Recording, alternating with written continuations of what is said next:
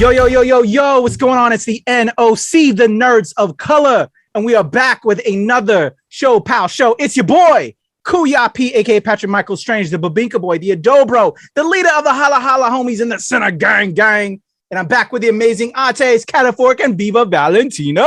What's up, ladies? What up? Y'all ready for another hot one? A returning guest for the third time, bringing it in hot, freshness. I'm excited. I was looking back through my notes. I like it's a hat trick. It's our right? We've done a ShoPowSho hat trick. Mm-hmm. He's about to set the precedence right now with the most appearances. An amazing brother, super talented cat. One who I've mentioned to him, if I was living on the West Coast, he'd probably be my best friend because we're into much of the same shit, man. We're like carbon copies. A great dude, phenomenal dude. Let's just bring him on. Let's get into his story and have some fun because now this time we can like really pick at him instead of him throwing it to other people. Hey, Justin. Hey, Lawrence. It's all on this cat now. So let's bring him in here. My brother, Patricio Ginelsa, air horn setting it off. What's 3 times, triple play. What's up? How are you? What's up, ShoPowSho? I'm good. I'm still recovering from our LA premiere, and so it's been. I got nothing to complain. I mean, it's all been good vibes. So hell yeah, vibes. I love that, man.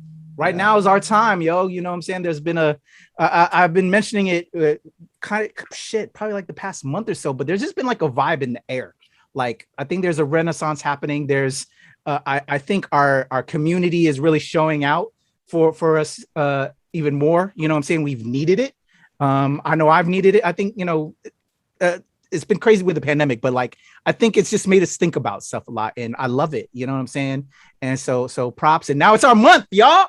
Fucking Film History Month that we're doing this. Not heritage, all right? I feel like the police. Like I always have to correct folks when they say it's Filipino Heritage Month. I'm like, no, it's Filipino American History Month, Hell yeah. American. So let's just have some fun, man. Let's dig right in. Let me throw it to Tina and let's just kick this off. Go ahead, Tina. First question out the gate. Hey, so we always like to know, where are you from? Like, where are you really from? But like, where are your parents from? The good thing with both my mom and my dad, they're both from the same place in the Philippines, from Cebu City. So they both grew up there, Bisaya, and they made their way out to San Francisco. So, and that's where then we moved to Daly City, and that's been really my hometown, really growing up there since kindergarten. So, and then now I'm in LA. So ever since I went to USC, I just kind of made my new home with my family now here in LA. So, all right. Short and sweet, right? There we go. Well, we're gonna get in there. We're gonna dig a little bit more. Right. You know how the show rolls, brother.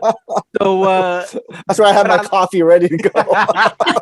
So I'm gonna tag off of Tina's question. So before we celebrate you and give you more flowers for your illustrious career thus far, because we know you're still writing your story. That's important to say because we know, we're still in this game right now. You're still making things happen, but we want to give you your flowers right now. But before we dig more into you, we're going to show some love to the ancestors, the people that came before us. If you can share a little bit about what you know about the past, about maybe your mother and father's love story, maybe their grandparents and any other, family members that, came prior to, just to show some love and light to them.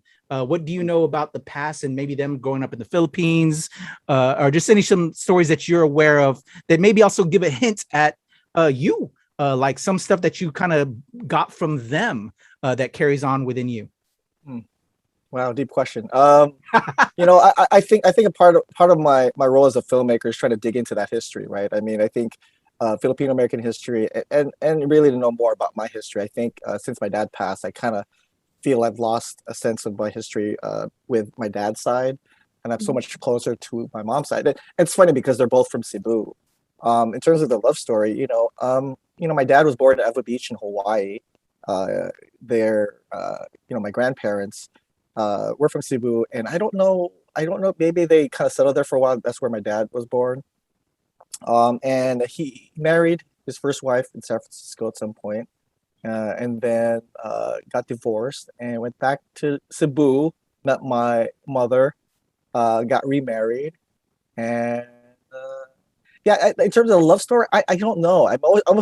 See, it's funny. I only know the like the what's the word, like the checkpoints, right? I like, for me, I still, I need to dig deep into like what happened with my dad's first marriage. I'm actually still close to my I hate to call her my half sister, but I call her my sister, so I'm very close. My real brother and my sister, we're very tight, and we've reconnected ever since my dad passed. But a lot of my stuff in terms of figuring out the it's funny because I still have clippings of my dad. There's one newspaper clipping in general that I always feel that I need to find the story behind this article. And there was an article, I think it was in the Philippines, and this is when my dad had probably at that time was already divorced from his first marriage, and he and his older brother, my uncle, there's this whole thing saying, "Oh, Americans coming to Cebu," like the socialite. It was like a socialite article clipping, and they were hyping up my dad and his uncle like coming. And I saw this article, and they look so dressed up in a suit and everything. And I don't know if that was a norm if in the Philippines he had. I don't know that. I just remember seeing this newspaper and why are they announcing the arrival of of these Americans? It was so I've always I know that they were I know that they were pretty suave, and they were kind of they were kind of bachelors kind of thing. They had that thing going on, and I don't know, maybe that's how we courted my mom, I guess. So look, part of my history, because and that's something with my mom now. I'm always trying to kind of get her to tell stories. My mom's never really open in terms of that part of her life, but I'm gonna dig.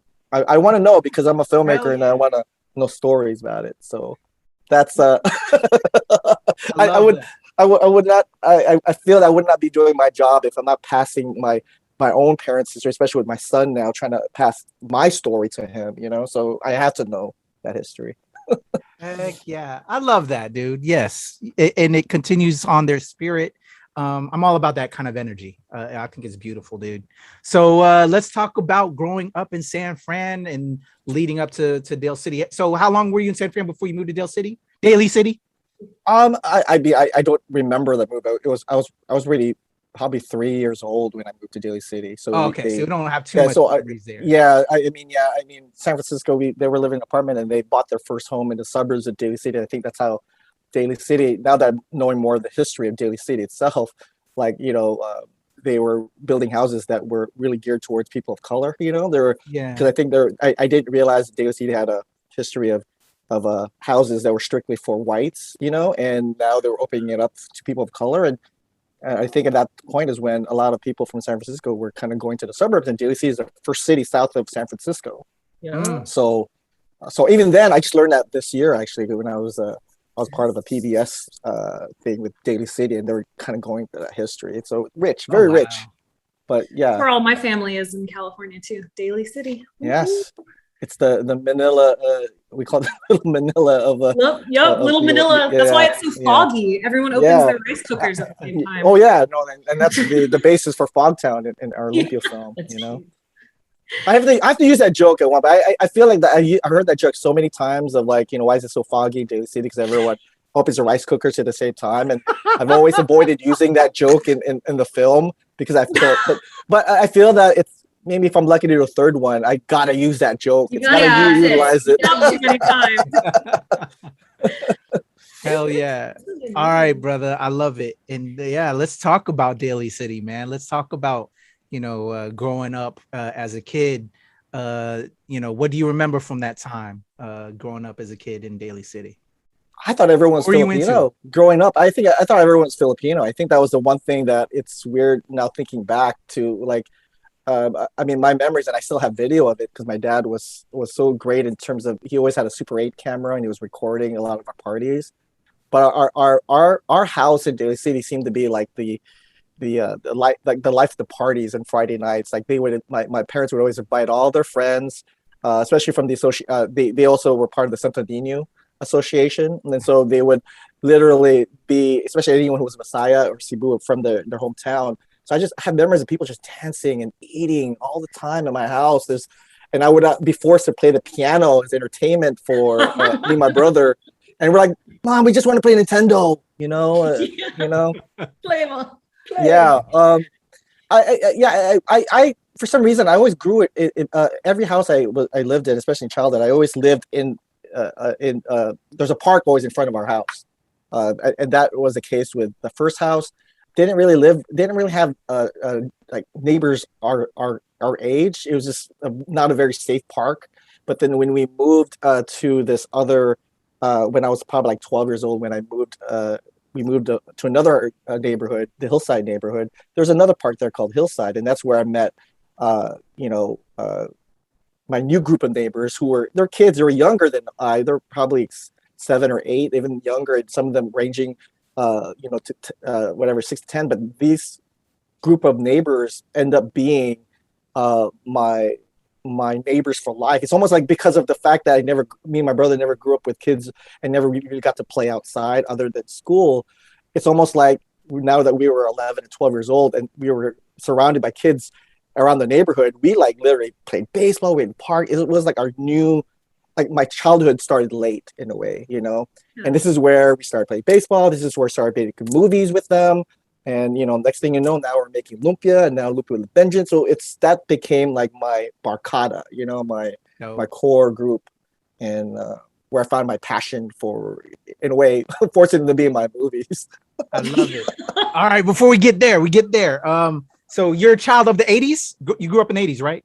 Yeah, no, definitely a child of the 80s. I mean, everything. Okay. Saturday morning cartoons, toys, comic books. So tell me about those influences then. What were some of the things you got into as a young kid in the 80s?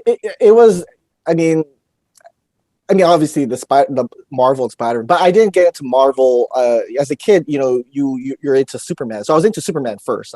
Christopher Reeve, the Christopher Reeve joints. I was only like 4 or 5 when I was exposed to Superman 2. And I was watching that in theaters. Yep. All the Spielberg stuff. So I was already going to theaters, but really immersing myself in this the blockbuster, right? Yeah. But Superman, like Christopher Reeve, still is like my superhero because the point of him flying and the way they made it look real. There's no special effects really, right? So Superman became my favorite superhero. So when we had underoos back when we were younger, I remember the underoos, there was like, they had the, there's the Superman underoos and there's the Spider-Man underoos. And I would always take, since I was an older brother, I always take the best one. I have the Superman underoos and I'll have my younger brother take the Spider-Man underoos. Because you're not like, so we would always, get the second best one.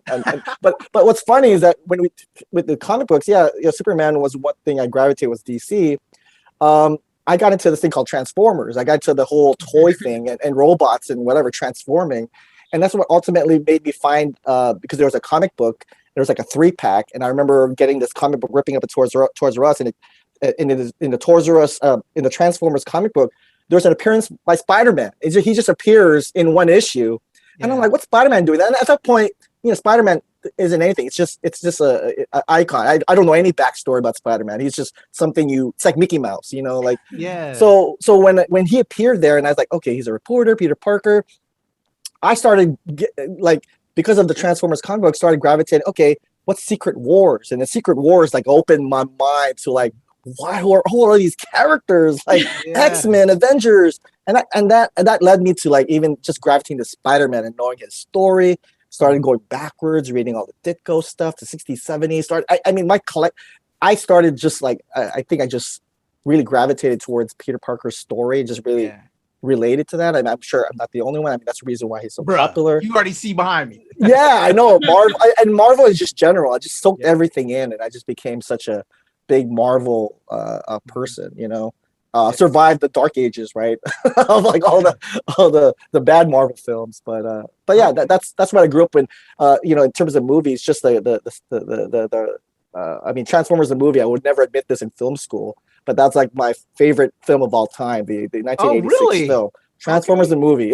It's weird because when I was younger, I always especially when you're at USC Film School, the one of the first few questions they would ask in every class is like, okay, we're going to go around, introduce yourself and tell us what your favorite movie is, right? Usually I would have time to kind of feel out the room to see what everyone's saying. Everyone's saying Citizen Kane or whatever. Like whatever, and then and then me saying Transformers the movie was like, I can't say that. I gotta say something else. Amadeus, that's my favorite movie. Amadeus. I don't know.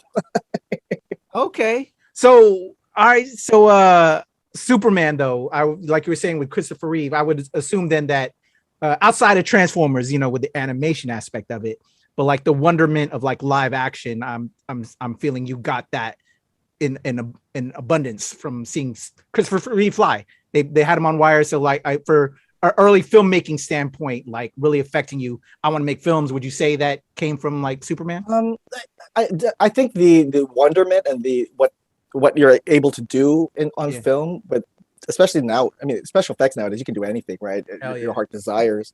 But back then, I think the fact that made it there's something about that film that made me feel that Christopher Reeve could really fly. Like that was, they just got a camcorder and like filmed them. But I think what struck me about that movie was really just everything in the marketing just sucked me up. Like the poster, it says, "Will you believe a man can fly?" Like there's this little hype that you see that, and as a kid, you're like, wow, like you read that, and there's something really, I don't know what it is. I mean, it's funny. I grew up with really getting to Greek myths and reading mythology when I was a kid. I was gravitated towards those things, and I remember reading The Hobbit when I was in grammar school, and just being but I think that was just Christopher Reeve was always him opening that side of my brain of imagination really opened up. I think got me thinking about just that world of fantasy and sci-fi comic books, and I think that it tickled something there. It triggered something.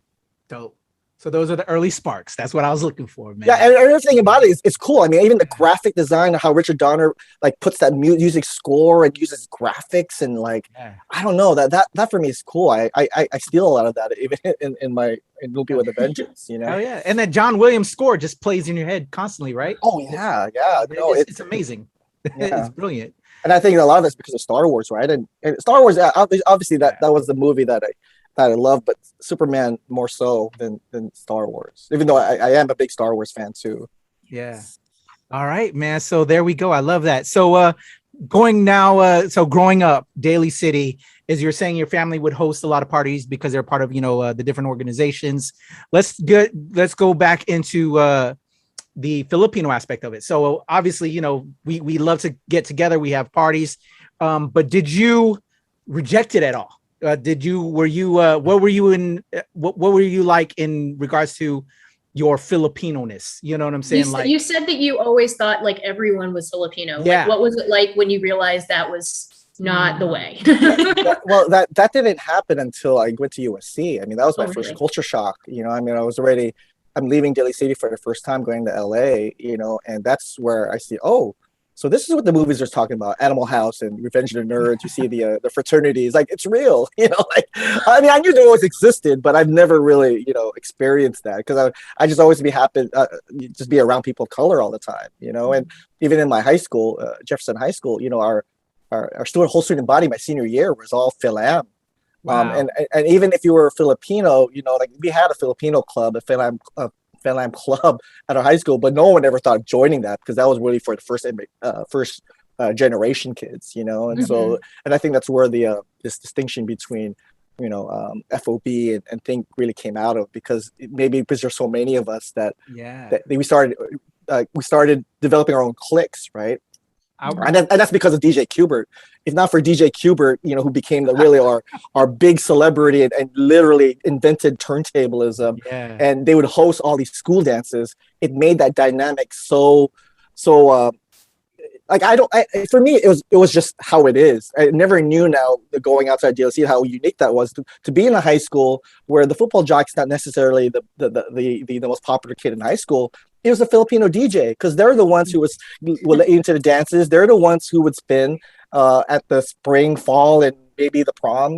So those and at that time it's crazy because it's like there was competition. Like who would be spinning? Would it be Spintronics? Would it be I'm really losing the names of the others.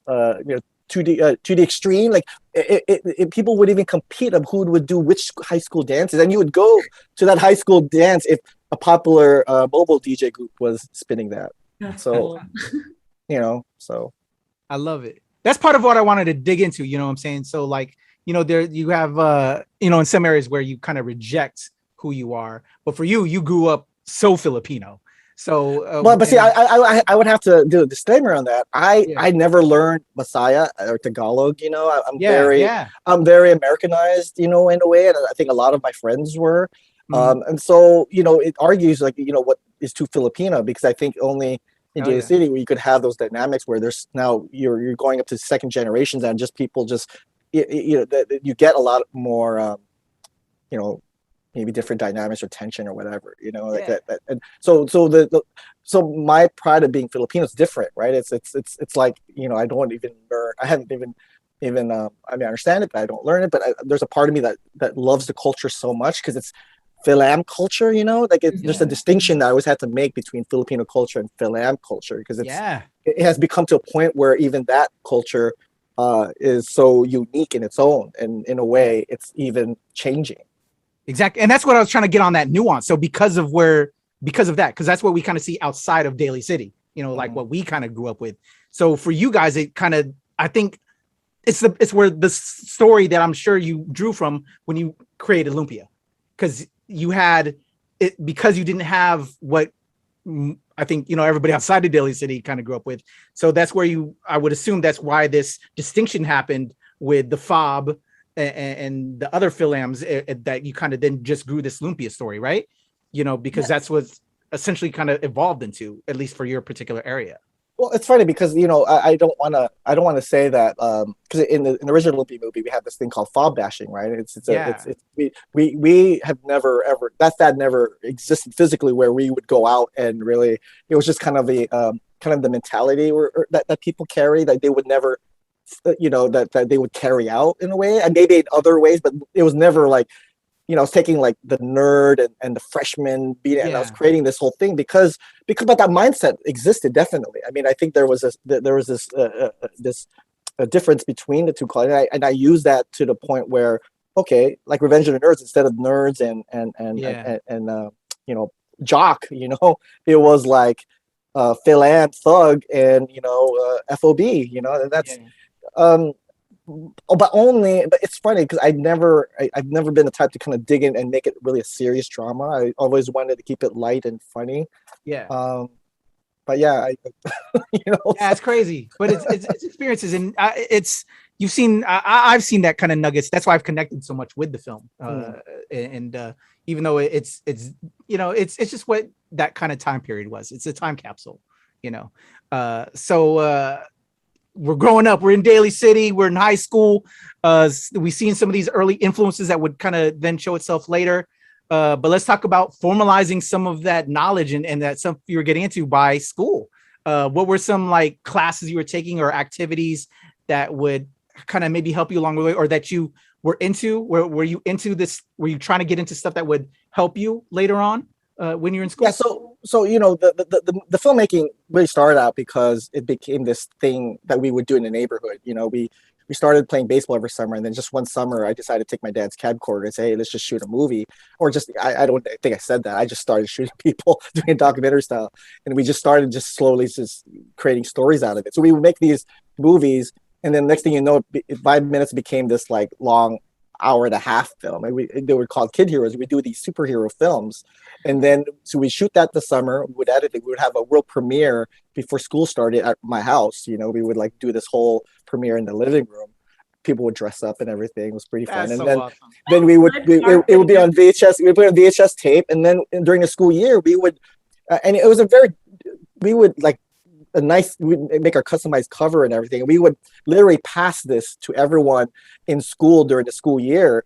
They were required, if they were going to watch this, it came with a slam book. And in the slam book, they would have to write who was the best actor, the best scene that they like, which needed work, and there's a slam book, and you put number one, your name, so you know which one their comments, and so this would happen throughout the whole year. They would pass the thing back, and next thing you know, people liked it to the point where we decided, let's do another follow-up movie. The following summer, well, a lot of people saw the movie and say, hey, I want to join in, and so the next film had a bigger group. This time it was about two gangs fighting each other, and the heroes had to stop it. Same thing. We VHS. We would have a premiere. We would the following school year share it. More people would like it, and then by the third summer, we would have this Kid Heroes 3 trilogy where the entire neighborhood came in, and it was like my Infinity Gauntlet kind of a story back then.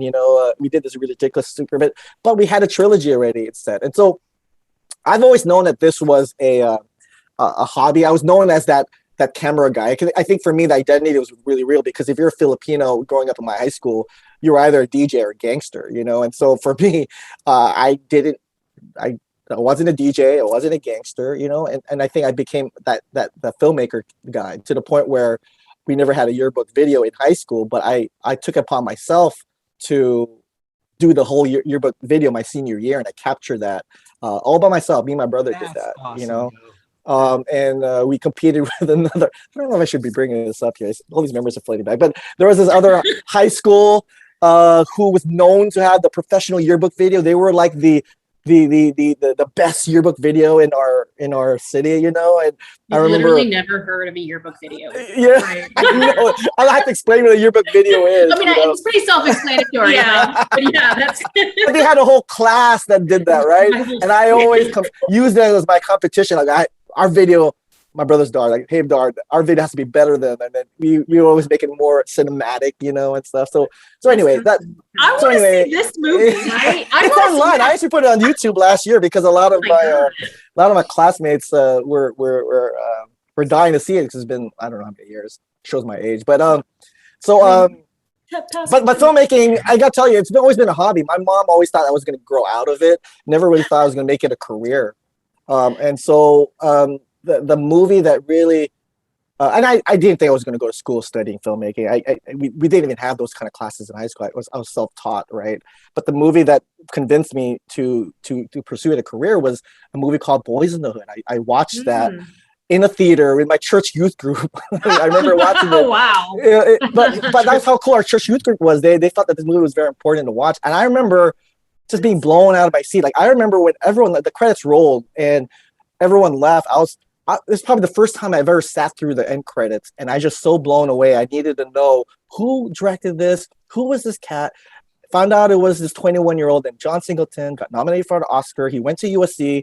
I wanted to know everything I wanted. I immediately made USC my dream school, and I had no idea at that point that USC was where all these popular directors came from, where George Lucas came from. I had no idea. All I knew was that there was this young black filmmaker who made this movie, and if he was able to make a movie about his neighborhood, then maybe it was possible for a Filipino cat like me to make a movie about my neighborhood, and that's really why I made USC my dream school. I at that point, my mom was, my dad had left, and we were bankrupt, and we were going. There's no way, there were any hopes of me going to a school like USC at that point. But I made it my dream school. I remember my counselor in my junior year in high school telling me, okay, you need to figure out what you want to do for your career. What do you want to do? And I said, I want to make movies, Okay, you're going to go to City College, go to San Francisco State University. They got a cinema program. No, I want to go to USC. They all like, okay. so I mean, everything was against me at that point. But I applied to USC anyways, despite everyone telling me I shouldn't, because there's no way we'd be able to afford that. I don't know how deep I should go in the story, but like, I'm on the edge of my seat. I'm writing. Oh man, I'm gonna cry. I don't want to cry. So anyway, my senior year was very stressful because I was the whiny kid that said I need to go to USC. Like, you cannot just because dad left and you can't ruin my life. And I just felt that they never. My dad was the type that never saved college spending or he would gamble the spendings away. So he was, the fact that I was already expected to go to like a state school or college school, I just felt that it was unfair. But I still applied to USC anyway, and I did all the other things. And when I actually got accepted to USC, I told my mom when I got accepted, like, hey, I got in. That's all I needed to know, that I was able to get in. And I know I'm going to accept my fate. I can go to State College, Mom. Don't worry about it. I know we can't afford it. And at that point, my mom literally like felt guilty. Like I think at that point she saw that my filmmaking wasn't like some sort of like hobby, you know, that it was something I was really proud of. And I don't know what my mom did at that point. I think she called USC, or she she made plans to like tour the campus. And I don't know. I saw the hustling side of my mom. I remember her embarrassing me when we were visiting USC. Like, hey, you gotta see my son's movies. He made all these superhero movies. And here's a VHS tape. And I'm like, oh, mom, like, you know, looking back, it was cool, you know. But at some point, she was able. I mean, there was a whole financial aid package that allowed me to go to USC, and you know. My mom did that, you know, and so I was able to go to USC, and yes. So yeah, and that's what really opened the door for me to going to a private university, and then, you know, getting to film school is another thing, because it took me because just because you get accepted to USC doesn't mean you get accepted to the USC film school program. I mean, that's a whole different. It's still like that today, but I got in on my sixth chance. Like, even though I was still taking my GEs at USC. I you know, I took the risk of saying that, you know what, I'm going to get in, you know, F you guys, you know, like, and even on my last try, when a lot of my other my classmates who were also trying to get in the program, they just said, you know what, I'm just going to settle for this major. I said, you know what, I'm going to use my last shot. It doesn't matter if I'm already a junior or my second year. I'm going to try. And I got in on my like literally last chance. And even though I had to stay like semester or more or something, I was at the program. I got to my program. So look, I looking back, nothing has ever been, you know, given to me. I've always had to work twice as hard. I don't know, because if I was Filipino or whatever, but just for me, it's just, you know, I've never, if a challenge ever came down to me, it's just been in my mentality never to give up. That's always been kind of like my motto. So it's always been like that since I was a kid, you know. Hell yeah. Yeah. So anyway, I love that. We can take my coffee break. I need a coffee break after that. Amazing. That is such, like, your senior year up until like this whole journey. It's a movie. It is a movie. Exactly. That's your next shared project. everything about that before. You know, you guys were able to get that from me, but I've never. Yeah, it's like I gotta go to USC, like, and the only way I could do it is if we can make the best yearbook video in town. Yeah, I was crazy. My brother always says I was crazy. Right, that's right. Nah, hell yeah, brother. Like, we've talked about, you know, different projects, you know, here and there in our own discussions, but yo, just like the Ate said, man, that I think that's an amazing mother-son story right there. Yeah. Like, I could see that film. Like, I would love to make that film. I think it's beautiful, dude. The rights are available. There we go. Let's make it happen. So inspiring, brother. So inspiring, man. Thanks, I love it. I gotta ask you, and like you said, you were so motivated, but what do you think gives you that drive? What gave you that confidence to say no? Like, and just, I mean, at that time, it's just, I just felt this. I think it's what the counselor told me. He said, "What do you want to do? Whatever you do for a living, you got to enjoy what you're doing." And then, you know, when I just told her I just like making movies, and it just, I think it's just what she said. She says, you should do it. I think you need someone to kind of tell you that you should do it. And then I think I've always kept that seriously, what my counselor told me. I just, why not try it? I feel like, you know, like we earned it. Like our time on this planet is so short, you know, like I felt like I felt that was my contribution. You know, everyone else was like a DJ or doing this, and I felt like I needed to claim identity. I was a very shy kid growing up. You know, I've always, like Peter Parker, I always felt that need to like, I wanted to be seen. I always felt invisible to everyone. I never really dressed right. I never had luck with the ladies, you know, and so that was Peter Parker, and this alter ego being a filmmaker is like, I'm Spider-Man, you know. I'm and in a way, I'm also like, every time I make movies, I still feel like that kid with a camcorder shooting with my neighbors, you know, and that's real. It's funny. I don't, you know, money just gets in the way of things. That's the only problem. I would say that. Oh yeah. All right, brother. I'm digging this, man. I love that. So let's get part two of this. Let's get the film part two, because like I said, that first half of this story, man, that's a film in itself. So let's get the Patricio Ginelsa part two story now. We're making it into film school.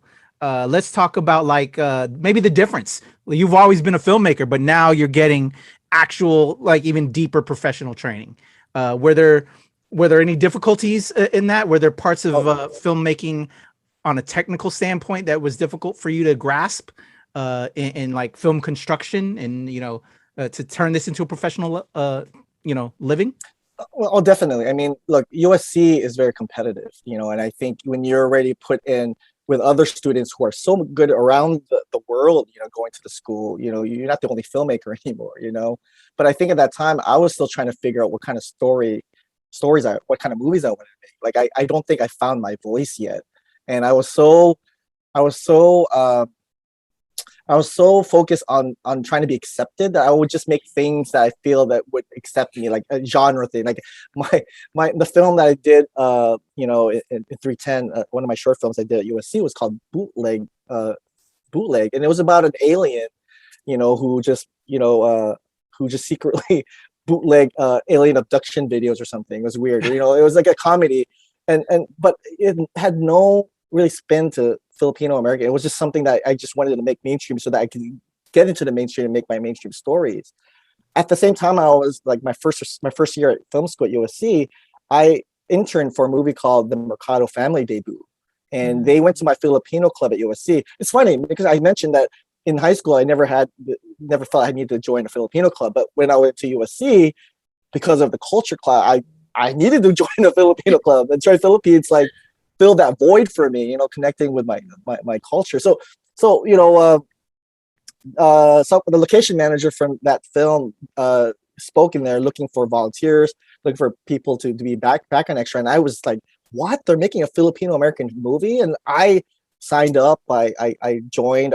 I would intern at the office. They were shooting nearby, and got to meet Gene and John and all the folks behind that film. Met Dante Bosco the first time. So that was my first set on that movie. And obviously what happened was that movie got to see, that really was the start of me finding my voice and what I wanted to do. And that movie itself became my life. I mean, when you think about it, it's like most people they go to school, they go to high school, they go to college, they go to work or whatever. For me, it was like high school, college, the debut. The debut became like a big chunk of my life, because even after I finished wrapping up and even graduating from USC, I re-entered that film, became the associate producer. We toured around the country for 2 years. That opened my eyes, and really I found my voice through that film, through Gene and John's movie. And to this day, I'm because what I've saw on tour and outside California, I got to see all the pockets of Filipino communities out there. I got to connect with them. A lot of activists, churches and college groups, and just seeing the people that went to the theaters. I saw that visually. I saw them come out to the point where I was so fueled, like, I want that. This is the kind of audience I want. I want a movie that gets people to come out, drive from New Orleans all the way to our Houston, Texas theater, like that. That will never leave, because I have it. No one has written it on history or whatever, or no one remembers it, but I remember it. And it's my job, I feel, as a responsibility as a filmmaker, to make sure that continues, that phenomenon, that feeling I had when I was on tour, seeing people support this Filipino American film. So that's the fire. The debut kind of provided that, the fire and the voice.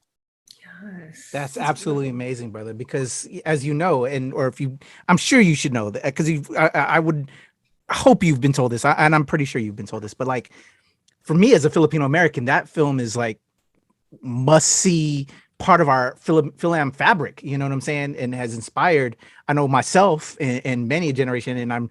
And now hearing this from you, like it changed your life. And helped. Oh, I met my wife on tour. I mean, that's how crazy. Even more so. Yeah. I mean, to this day, Gene and John was even at my premiere this past weekend, at the LA premiere. Like that became my family, Oh, yeah. And a lot of people still remember that. I think a lot of people who still support me today remember that film, the debut. It's life-changing, man. It's beautiful. And yeah, you're part of that fabric, dude. And it's so amazing, man. That's so beautiful, dude. So you work on that. That inspires you. Let's build from that moment. That career changing moment, life changing moment. Going from debut to then taking those lessons that you learned from that to then other projects and building your career out. So like you graduate from film school, I guess at that point, you and are you immediately getting into the industry, or are you working other side jobs to make the film industry your goal, or get us into that? When I graduated from USC, remember I had interned for debut for just that 1 year. They shot, and then I went back to USC. I graduated. I took a job I was working at Paramount Pictures, interning. I worked at Columbia TriStars, doing odd jobs, editing there at Game Show Network. These were like really stressful 9 to 6 jobs, and I remember, I just remember being happy because I remember booking my first job with benefits and I could pay off my USC loan. My mom was so happy for me, and immediately the first thing I did, right when I booked my first like paid job and benefits, I bought a car. I gotta buy a car. But at the same time, around that time, I got reconnected with Gene, the director of the debut, and I met him at a Best Buy, and I was like, oh, what's up with that movie we shot like a couple years ago? I'm like, oh, we're still working on it. I'm like, you're still working on the movie? Like I was kind of like shocked. Like, movie takes that long? Like, I was like, it never occurred to me. And he goes, yeah, we need help, come on board. I'm like, and it's the first time I met Gene, because even on set, I never got to meet Gene, but I got to meet him at the Best Buy. I guess on Tuesdays we knew that new movies came out and we were buying our DVDs. We would just That's awesome. I came back on board. I started recruiting interns because he was in the process of premiering the film finally, and I jumped on board, and I did a lot of the grassroots promoting, and I recruited. We were doing booths and stuff, and just trying to spread the word of the film. And next thing you know, I literally upgraded to associate producer while I still had my job. And right when I bought my car, because I was still working, and I was doing debut part time during the weekends. He has this crazy idea. Even though we had already premiered the movie, we were doing film festivals, we were like winning awards for the debut. Roger Ebert gave us a thumbs up. I was like, this movie's set already. It's gonna get picked up by distribution. No, nothing happened for that film. And the next thing, Gene says, you know what? I'm gonna spend my life savings, and we're gonna go on a tour. We're gonna like put the film in the trunk, and we're gonna drive around and try to like put this thing in theaters ourselves. And you're gonna quit your job, make minimum wage on tour, and you're going to help drive us, and you're going to do this for 2 years. Or at that point, I didn't know it was going to end up being 2 years, but we're going to do that because we're rebels, like forget. And you know what? I think that was a major decision in my life. I had to make a major choice. He was telling me ultimatum wise, like, are you happy in your job? Like, at that point I looked at, and I remember especially when I was delivering mail at the time, like who, in terms of management executives, I remember like the person of color, the highest they would go was like manager, but they would never go just based on their last names. I'm not, you can guess.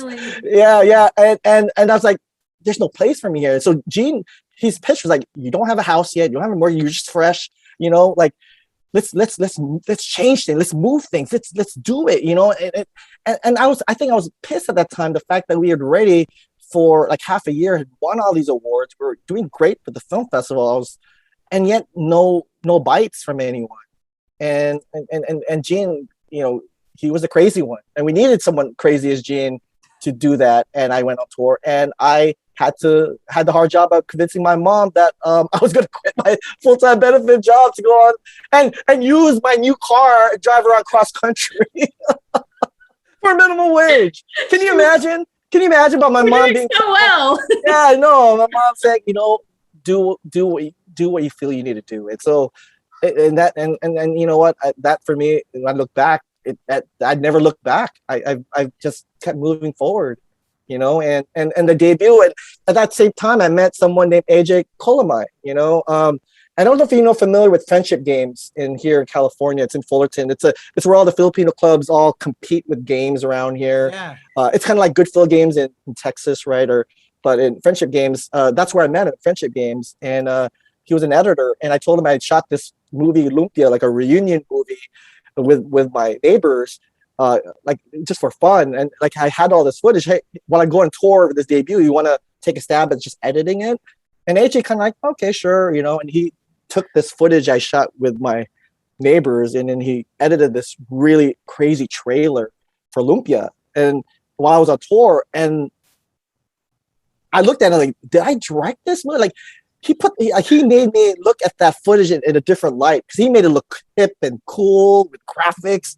And at that point, we decided with AJ, you know, while I'm on tour, you had a dope trailer that ended up, at that time, there's no internet yet, but it was like, we would put in our GeoCities page a trailer, and we would you know, the WMD file or something would be like shared and stuff, and this thing would show up in the little film festival. So this Lumpia trailer, but people didn't know that it was actually a full-on movie. And so I told AJ, like, okay, while I'm on tour, let's can you work on this? Let's try to massage this movie into something that looks just as kick-ass as that trailer you did, you know? And so we worked on that movie while I was on tour. And when, you know, debut, that phenomenon was happening, we were on tour for 2 years, we decided, you know what, the community is hungry for another film. They were so excited with the debut. So we just threw Lumpia into the mix to see, like, okay, well, we have this happening. and so people ate it up. And then that's really what made Lumpia kind of like we jumped off we jumped on the bandwagon for the debut and kind of took advantage of all that hype that was happening. People were, oh my God, more. And we just threw this homemade movie into the mix, and that movie just gained a following on its own based on our network. Does it feel really validating that you went through, I mean, I know you learned like techniques and you made connections and you found the debut through school. So obviously school was valuable for you, but was it kind of validating for your first kind of big individual project to be you, homespun filmmaking? We were talking about Lumpia. I mean, we're kind of a bit embarrassed in a way because it was homemade. I didn't want people to think that was that was the best representation of me. I mean, Lumpia now, the original Lumpia, people see it back as like, oh, it's very retro. But at that time when it came out, you know, no Asian film festival actually played that movie, accepted us. No Asian American Film Festival accepted the first Lumpia, which is weird. I don't really broadcast it because I don't want to sound bitter, like, oh, remember you did, but no one did except for Hawaii International Film Festival. They were the only film festival. Anderson Lay, the festival director there, took a chance and saw something in that homemade film and played it in Hawaii. And that screening, I mean, that's where Variety was there. Any Cool News was there. That was the first time where I felt like this is not the debut, because I was so used to being on tour and promoting and introing that, you know, Gene's film, even though I would say it's our film, but this is the first time it was like our movie. Everyone's here to watch my movie, you know, and you know, Variety gave us this really great review that it's just weird. Like it validated me in the point. Yeah, I'm glad that we put it out there. We weren't ashamed of this homemade movie. And I think even my friends, you know, I felt bad because even when we premiered it, we shot it for fun. We didn't shoot it with the hopes of like other people seeing it while people from other cities outside our neighborhood would watch it. So, and I think that it took time for us.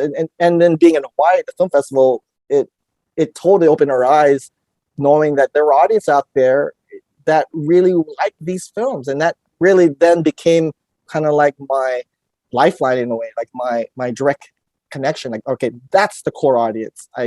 So anything I made from that point on, which was music videos or commercials or whatever, I already knew who I was making it for. And it was just a matter of just finding other folks who enjoyed the same thing that was part of that core audience. Brother. Woo! I love it, man. This is so, you know what? Let's take this moment then. Let me lead with this before we go in further. Because of all of this knowledge that you've gained, for the young filmmaker that's watching this, let's pause during this time period in your life. What would you want to say from these lessons learned up to this point to the young filmmaker that's watching this right now and hearing your story? What would be the biggest lesson you'd want them to take away from this? I think you got to take a shot. Don't be scared of making a mistake. I think folks are usually scared to put themselves out there, but I think nowadays you can, you know, you have the ability to make something, put on YouTube, and still gain your first troll. I think every filmmaker's goal, if you're starting out, is to gain that first troll. You know, because everyone's going to, your mom's gonna say, "Oh, good job," your brother, your friends. great job, man. That's a great movie ever. In reality, maybe they don't think that's the great movie, but you know, slowly you gain your confidence and you find your voice. I think that's the we would never have done that if like we had put Lumpia 1 out there for people to kind of like, you know, I think there's a difference between, you know, putting too much out there, but try to put stuff out that, you know, you are that allows you to develop as a filmmaker, but also develop a confident voice, if that makes sense. You know, like yeah, no, and the same thing I always follow my life is never give up. You know, you'll always get a lot of rejections, no's. I mean, that's what the industry is built for. And I think, thankfully, because of USC Film School, and I know everyone always says, "Oh, I didn't go to film school," and they put it like a badge of honor, like I got to be a filmmaker without going to school. But for me, going to USC Film School and having that competitive edge, everything about USC was competitive. Like, you know, 480. I'm saying all these lingo stuff that probably people at USC understand, but you know, everything about USC was competitive. My colleagues were competitive. Like you had, but a lot of it also wasn't just competitiveness; was about collaboration. And so I would like to think that, like, for me, a filmmaker, a director isn't a dictator. You know, you gotta be able to find allies, find people who believe in you, and then collaborate with them. And I think I would not have learned that if not being part of USC. I was such a shy kid, but you know, I remember one of my memories of USC was like I was able to pitch, because you had to, in order to pitch your thesis from there, you had to like be top 10 director and all that stuff. And I remember like making that top 10 and thinking I was a shit, you know, and then failing my butt. Like I could not pitch for like I can talk now, but back then I could not. I was so shy. I could not even talk in front of the committee. I fucked up so bad. Oh, sorry. I don't know. It's all good, brother. I messed up so bad my pitch. Like that pitch to the committee, and I was like part of the top 4. So I went from top 10 to top 4, and the top 4 pitched. I'm not sure, top 10, and you get only 4 slots, and I failed miserably. You know, you got to learn how to fail, you know, and not give up, you know. So, hell yeah. I'm still dreaming. I still have nightmares. Like I still want another shot at that. I know I'm much older now, but I still want to go back to, you know, 480 and pitch that thesis film I never got. That's like one of my biggest regrets, messing up that pitch. I feel that. All right, brother. So we're on tour. We're doing the thing with Debut. Lumpia is happening now. But before we further on the career standpoint, let's get to a personal standpoint, because I think for myself as well, I think for a lot of us, you know what I'm saying? When we have a significant other, and you met your significant other during this tour, how love can help change and build you up as well, and help with the goals later on in life. So maybe sharing a little bit of that love story, because I think what's so beautiful about that is you put together a little video. You had some help with one of the biggest stars from the Debut, and one of the other stars that was involved with it. Can you talk about a little bit about the love story? How do you met your lovely lady, your wife, and the little video you put together during that kind of. Yeah, so this is coming at a perfect time, because it is our 11th anniversary this weekend. So 11 years ago, I did a secret movie, a wedding gift, really, a wedding video, without any of my crew knowing, not even AJ. And I wanted to surprise everyone at our wedding, and recruited Dante Bosco and Joy Bisco, the 2 leads in the Debut.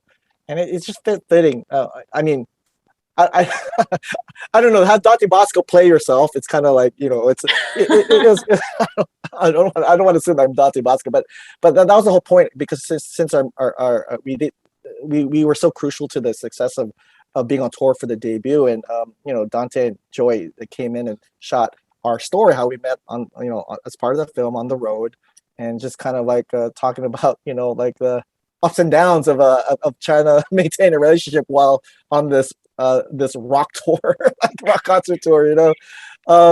But you know, it's called The Journey, and if you haven't seen it, just look up YouTube, you'll find it. And yeah, it was a big surprise. I mean, it's one thing that, I mean, the Debut, like I mentioned, is such a big chunk of our lives. Like it just literally like changed the trajectory for not only my career but my love life, you know. So you know, it's just fitting that that Dante and Joy did that. And then we had the cameos too from Bamboo and just a lot of people we collaborated. That was cool. I mean, look, it was already stressful, like to make your own wedding. A filmmaker like me to create his own wedding slideshow, people there's already it feels stressful. So I felt like I had to okay, not a wedding slideshow. Let's do a whole short film.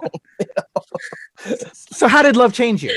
Is kind of is also what I was kind of looking at, as a person, as a creator, because I know my wife, coming into the picture kind of helps give me, further motivation and just help me figure out some of my flaws and how to, kind of focus a little bit. Although I'm still kind of all over the place, which I know the Ates will say, you do too much. And my wife tells me that all the time. Well, but the most. Well, it doesn't matter how much you do. You have a core that's always going to bring you back. I think it's very important to have that core and stability. I think I think of my life before. It was it's hard to try to pursue a career in an industry that's very unstable. And nothing is really stable other than my family and everything. But having someone that you really connect with and having that. Finding your significant other really it helps, because then you have something stable in life that you can just it's like home base. Anytime you feel stressed out or whatever, you just want to vent or whatever, you already have in this case, your significant other, your best friend that you can always vent to and they understand. They always come back to it.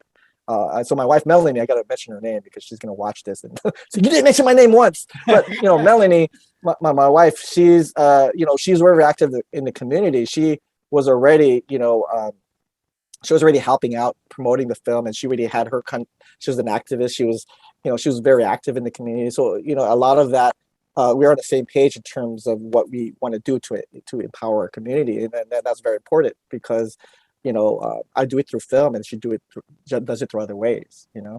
Hell yeah, that's beautiful, man. Shout out to her, man. Yeah. I love it. Shout out to Melanie. Yeah. So beautiful, bro. I love that. Because that's another aspect, man, of ourselves, while we're building, creating, and going on this journey. So definitely got to bring that up in this story of Patricio Ginelsa that we're giving flowers on right now. So we're out of the tour. We're now doing our thing, man. You got to get a regular job, or are we now getting jobs in Hollywood, bro? This job I'm at. When I was at USC, as film school, I had a work study job at that point. I was working at the business school. I was working at a studio there, and so obviously, I graduated. But when the tour was over, the debut finally got bought out by Columbia TriStar, which was good. We needed a happy ending because it was a very stressful tour. I found myself okay, what do I do now? I need a job. And I didn't want to go back to the 9 to 6, not even 9 to 5, the 9 to 6 stressful of the industry, because it didn't give me any time to really be creative in the after work. So I ran back. I checked in with my old boss here and said an opening opened up here full time, and she hired me. And so I became my job here is technical coordinator. It means I supervise basically all the student workers, that come in and capture a lot of these activities that happen in the business school. So it's like a lab kind of thing, So that's been my job since I came back. That was in 2003. It's been, you can do the math. I've been here for that long. But being part of this job, again, stability, very important, because there are a lot of filmmakers out there who are out there trying to do things, spend their own money to do their productions. Sometimes they have to pause and then find a temp job or whatever. Yeah. Well, USC provided me with a decent job. A stable job that I could fall back on, but also not a stressful job where I was surrounded by youth, by kids who, but even sometimes film majors like myself, reminded me of folks what that wanted to do the story. So to be around that kind of energy and that environment kind of fueled me to be creative, and I started getting to music videos, writing my own short films. The music videos really came out of this thing because I was on tour, met a lot of the musicians that contributed their songs to the debut film. So I got to meet a lot of them on tour.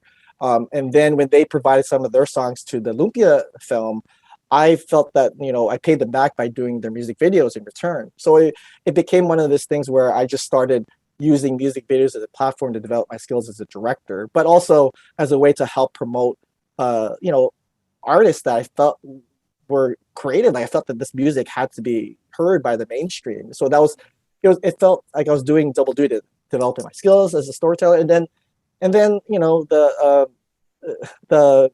the music videos was always like, for me, I've always tried to make it short films, and because I didn't like calling them music videos, even though there were commercials to sell stuff. Yeah. I tried to make story out of it, try to make a narrative, and try to like do these things, and that's what caught the eye of the Black Eyed Peas, and this whole Apple song thing that came about at that time. That's so beautiful, and I love. There's a lot of lessons here that I hope the people that are watching this, especially young filmmakers, and your story on how you can make it work. You know what I'm saying? And just to continue with this passion. I love that. So really appreciate you sharing this, Patricio, man. Because it's important. Because like, how do you still do it? And then obviously, like you have a great job that allows that flexibility to make these things work. But that's the thing. What's so funny is that I remember when I was directing the Black Eyed Peas video, I'd be with Fergie and Apple and Will and Taboo, like on a weeknight. I remember we were shooting until 2 a.m. The next morning, I had to go back to work in the morning. It felt like a very Clark Kent Superman thing. I was like, man, I just partied with the Peas, and I'm back in my 9-to-5 job, which is cool, Yeah. Look at it coming full circle. What is it? Yeah. I'm sorry, brother. What is it like, man? You're maybe looking back at it now that you are a part of so many Fil-Am fabric content, brother, that for me over here on the East Coast, man, that dude, it's fucking amazing. I just think it's so dope, so beautiful, bro. But like, did you realize it at that time? Like debut, obviously, and you've kind of shared all that, but then here you are now working on with the Peas, bro, and how that has been so important for us with Apple representing, and then the Bebo episode that you, which they picked the perfect person, like you said, you wanted to tell a story, to have that, and you had Dante involved with maybe a little bit about how the music video came together and the thought process on that to just help even give Fil-Am history with that moment in that video.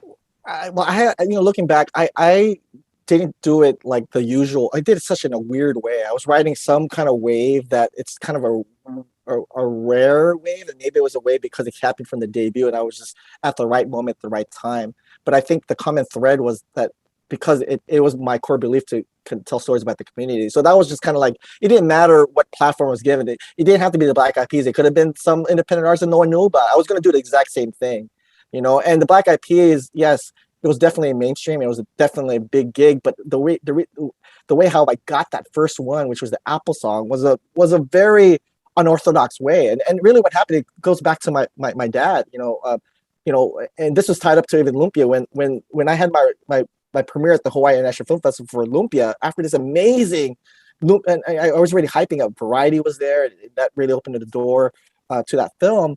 That following day, I got the news that my dad passed away. That my dad, who had left me in high school and was living in the Philippines with his new family, passed away.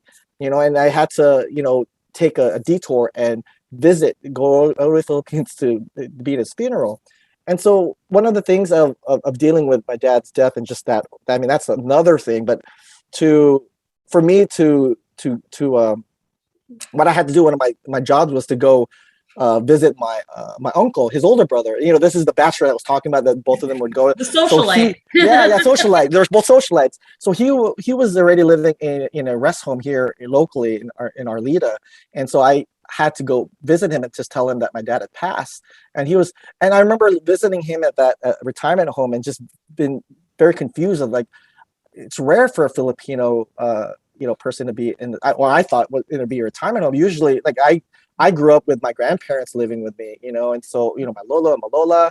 So to have him there, it just felt off. And I remember at that point, I was hearing the Apple song and this Tagalog song on I don't think it was on the radio, it was on CD at Elephant, right? And I just remember hearing that song, just experiencing this thing, being at the retirement home. And I just remember the story just flooding. I had to put it on paper, and I wrote this whole treatment to what I thought would be a perfect thing for the Apple song, and it was just about the retirement home, about the veterans. And I wrote it just because for me it was a way to deal with my grief. I didn't have no connection to the P's at one point, that point, but I met someone because of another music video who happened to know the Black Eyed Peas. Roslyn, I should give a shout out to Roslyn. Corbius, yes. Oh, yes. wow. Yeah, so she was in one of the music videos I directed, and she was she was really out there already. And then she liked what I did, and I told her, well, I have something for the P's. And she read it, she loved it, she pushed me to rewrite it, and she gave it to the right people. I forgot about it, and then I remember I was in Philadelphia. I forgot why I was in Philadelphia for maybe a Lumpia screening, and got a call from management from Polo, the manager of the P's, and he says, let's do it. Again, unorthodox. I don't have representation, no manager. They read something that Apple liked, and I remember, they said, let's do it. They'll fund it. God. And here we are.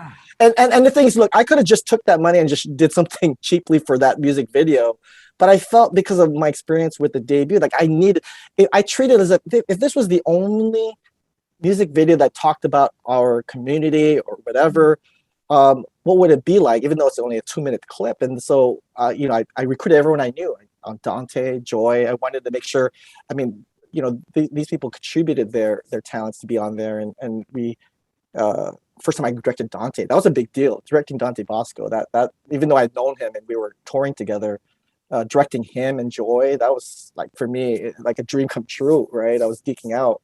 And then it became the Apple song, I think to this day. And I casted my own uncle as the lead veteran in that one. So that's the socialite, yeah. And he ended up being a star of his own, of the music video with Apple and the Black Eyed Peas.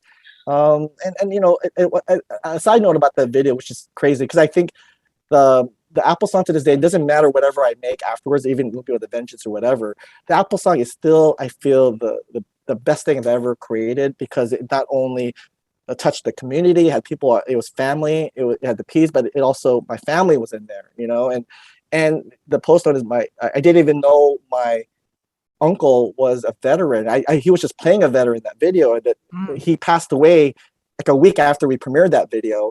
And at the funeral, one of his daughters said that, oh no, he was one of the Filipino guerrillas that fought back in the Philippines. He wasn't there, and I'm like, what? He actually fought. like so. It was so. I think just me recapping that story of the Apple song. It's such, for me, it was such everything coming together. My family, my community, everyone at that point who I'd known. Even Francis, who plays Moon Moon, has a little cameo there. There's a lot of things. Well, you're talking about Lumpia universe. That video, if you look back, it actually is set in Fogtown. So that in its own little universe, that whole video, the Black Eyed Peas, is set in the Lumpia universe. They're in a Fogtown retirement home. So. That's cute. Anyway. The expanded Lumpia universe. Right. At that point, I wasn't even thinking. I just thought it was a nice Easter egg. Yeah, I love that. Expanded universe. So what are you, what can we look forward to? Like, what are we working on now? Like, what's next? Yeah. We need to close the door properly with Lumpia with a Vengeance. I think this movie itself is kind of like a, it represents, even that Lumpia with a Vengeance represents everything, because it has everyone who I've worked at to this point. We were talking about Apple Song that happened like 10 years ago, right? And then yet this is a movie about my community, my hometown, and everyone. So it's almost like we're just mixing the pot, and it started out with a bunch of Filipino kids in this Daly City neighborhood, and with each project we're just growing it. The Black Eyed Peas got to play in our sandbox, right? And now we got Danny Trejo in this movie playing, and that's a beautiful thing. Our community growing, and I think that's what it's all about.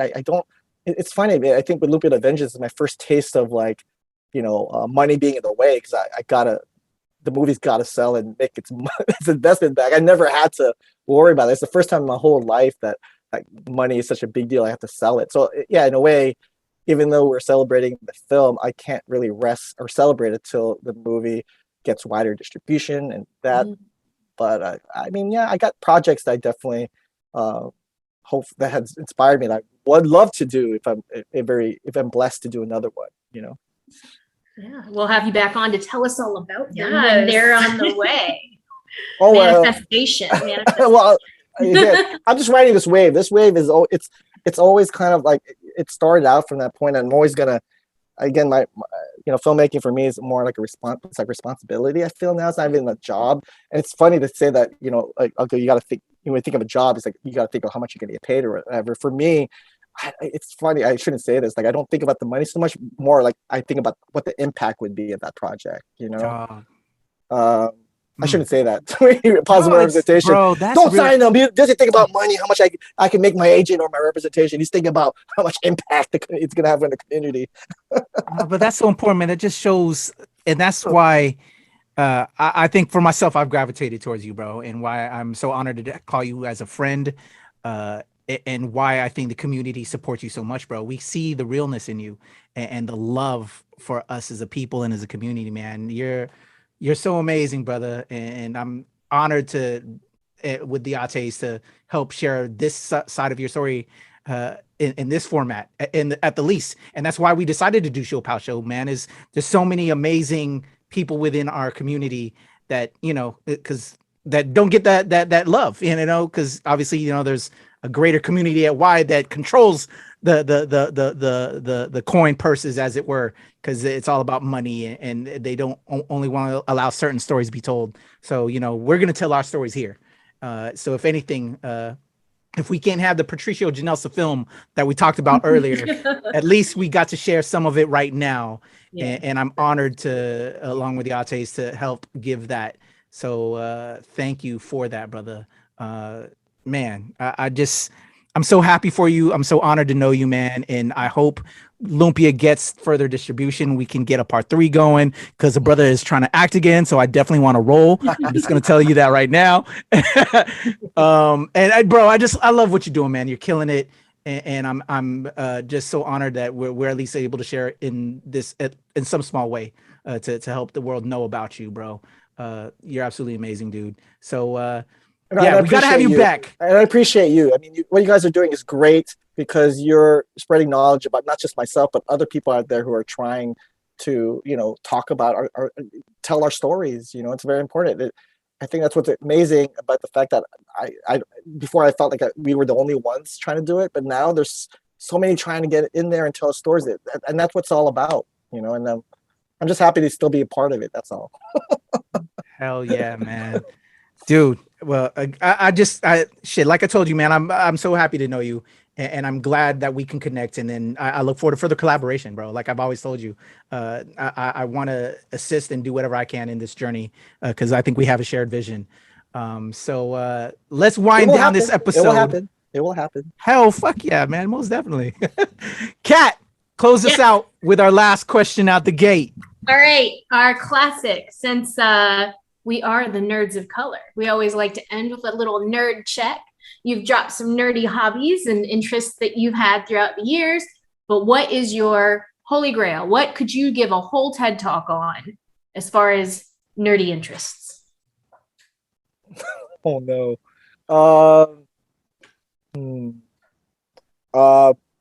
I mean, how detailed it would be. I mean, it's got to be my love for comic books. I mean, it's like, but a detailed character. I mean, Spider-Man. I mean, I could go on.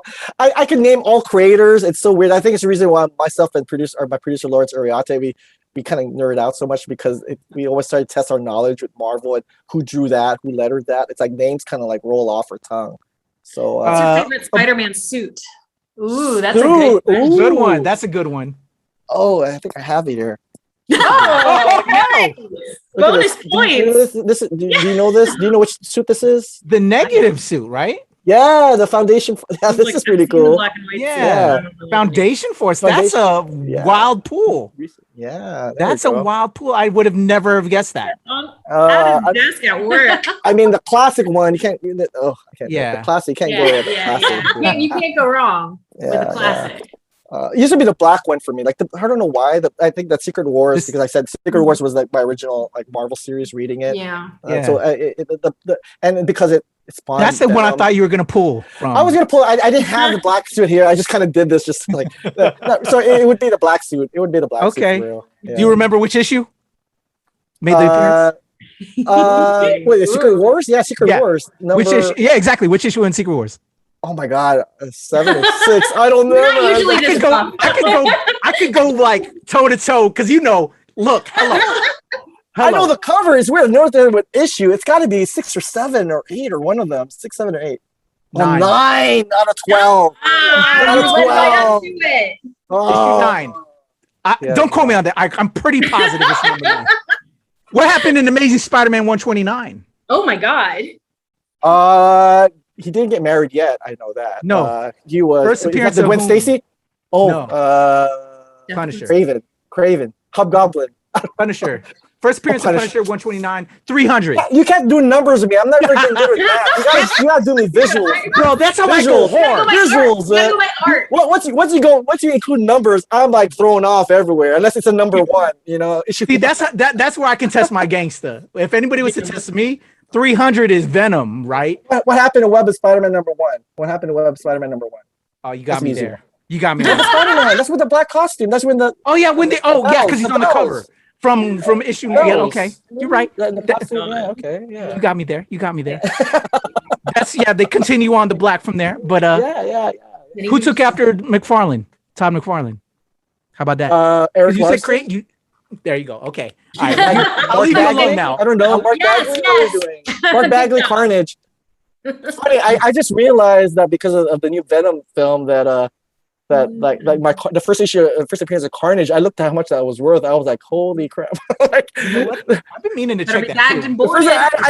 Someone told me not to look it up. I know I should. I have the CGC that now. Oh, hey. Yo, hey, brother, I could talk that shit all day with you, brother, man. Thank you, bro. Let me let you get up out of here. But bro, again, I'm honored to call you a friend. Thank you for sharing your story, bro, and doing everything you can for us as a community with your work and inspiring us with your work. Bro, just happy to know you. One last thing for those listening on the audio side of things, how can they follow you and subscribe and everything so they can keep up with what's going down with PG, Patricio Ginelsa? For me, it's at Kid Heroes, whether it's Twitter, Instagram, even Facebook, and with the film Lumpia the Vengeance at Lumpia Movie, LumpiaMovie.com. So just follow that. Either way, you'll reach. There you go. All roads lead to Lumpia. I love it. From Kuya P to my other Kuya P over on the West Coast. Thank you so much, brother. Thank you. Love that Lumpia. There we go. Boom, there you go. Kuya P, Patricio Ginelsa. The West Coast Kuya P. And you're the East Coast P right here. Man, I love that guy. He's a good dude. Just good soul, good vibes, good energy about our people, about our community, and presenting our stories. Been so instrumental in so many things that make me proud to be Phil Am. I'm honored to know the brother and have him back for a third time. On the ShoPowSho. Ladies, what y'all get from Patricio Ginelsa this go round? So one, I was really excited that how many like personal nuggets that he was sharing. I was just so entertained by his high school stories, and I want to see that Phil Am movie of that's a film. Phil Am high schoolers trying to make the best yearbook video. I love that. I love it. in the town. Like that would be great. Retro throwback. Absolutely. Yeah. But one thing that I kept getting from kind of his experiences with him trying to get into film school, with him going on a 2-year tour with the debut, it's the importance of having someone that will tell you that you can do things. Like he didn't need permission, to go to film school, but his counselor was like, okay, you want to make films? Yeah, apply to film school. And he's like, oh, okay, yeah, I can do that. His mom's like, oh, you really do like making these movies, huh? All right, you want to go to film school? We'll make it happen. And then when his name's escaping me, but he's like, you need to quit your job and just come on tour with Gene. us. Yeah. Gene. Yeah. When Gene was like, you need to quit your job and come on tour. And his mom's like, well, go, Yeah. and just kind of having that, like, that support, but also just that, like, you know what?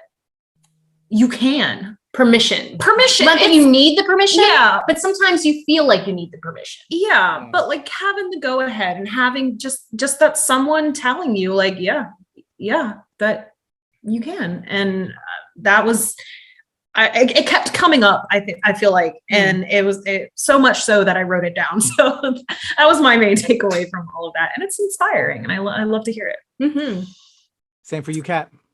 Yeah, definitely. I also, something that stood out to me was the way that he said that kind of Boys in the Hood was like his, like, that was his like film awakening sort of. And what I really liked about that is that, that we always say like, oh, representation matters, but we also, of course we want to see more Filipinos. We want to see more South Asians. We want to see more Asians. We want to, but also just, we're all in this together, and like their, achievements of Black communities can only help Asian communities and vice versa. And I think that that's great. Yes. And that somebody in his church youth group was like, no, this is important. The children need to see this. Like, I mean, it's a good movie, but like, that's great that they're like, no, they need to see this. And then for him to be so blown away by it. Yeah. Like, representation matters. Love it. Yeah, such an amazing story. So inspired. I want to see that film. It just taking that Super 8 film from Pops, making films in the neighborhood, then getting the community to get behind you. Yeah, mom's following those goals, those dreams, and now look at what he's accomplished. Such an amazing story. That is a film in itself that I want to see happen. Beautiful. And just so honored to know that brother and just what he's doing. And hopefully we can all collaborate and build in the future as well, because that's his motivation in life, and that's my motivation in life as well. So East Coast P to West Coast P, I love you, brother. Just let's keep doing it and let's keep building. So for those of us, for those that are watching and want to reach out to us and share their stories, let us know what they think about what we've been doing and how we can build and continue to make our community great. How can they reach out to you, Tina? You can find me on Instagram and TikTok at viva.valentina. I'm also, that's really the main places, but if you are also on Twitter and happen to play chess, you can find me at Viva Valentina XO on both of those platforms. Yeah. We actually have that so down that I was saying that for you when you were out. we showed you love, homie. I could remember there was an XO for the chess.com. Yes. Yeah. So I'm Kataphorric, and you can follow me on TikTok and Instagram and Twitter. We also have a ShoPowSho Twitter and TikTok for a little more behind the scenes. You can always support us for more content on our Patreon or just buy us a coffee. There you go. The amazing Ates that didn't go on destroyers. This is Sieg Supremes. I love y'all. Thank you as always for helping me share this with the world and build with the world. And just, I love y'all, man. Just so amazing. Another great one for me, your boy, Kuya P, the East Coast P, outside of the West Coast P that just represented with us. You can follow me at the Legend Kuya P, Twitter, TikTok, IG, over at the Nerds of Color, and of course ShoPowSho, and of course at the NRW and at New Release Wednesday, where nerds rule the world. Mahakita, as always. Salamat. We appreciate y'all. Blah, blah, blah. Deuces, y'all. There we go.